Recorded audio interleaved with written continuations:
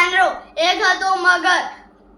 મગર ને વાંદરો રોજ જાંબુના ઝાડ પર આવતો અને રોજ જાંબુ ખાતો.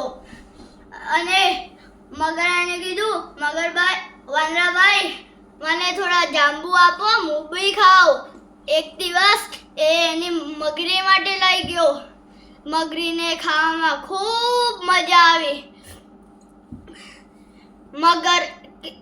મગરીએ કીધું કે વાંદરાભાઈનું કાળજું લેતા આવો, હું એનું કાળજું ખાઉં.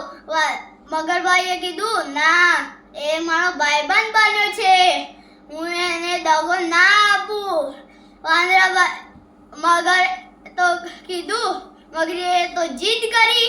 મગર તો એને લેવા ગયો અને વાંદરાભાઈને કીધું, વાંદરાભાઈ તમે મારા સાથે હેડો, મારી મગરી તમને ખાવા માટે બોલાવે છે. વાંદરો તો તૈયાર થયો, કૂદકો મારીને મગરની પીઠ પર બેસી ગયો. મગર તો વચ્ચે જઈને મગરીની વાત કહી દીધી, મારી મગરી તમને તમારું કાળજું ખાવા બોલાવે છે.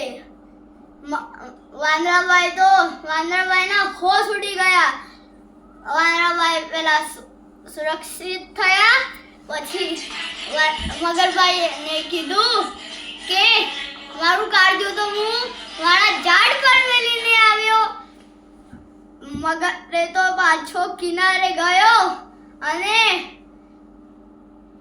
વાંદરાભાઈ તો કૂદકો મારીને ઝાડ પર ચડી ગયા.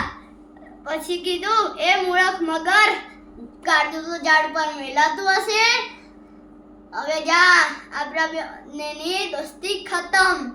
Bye bye.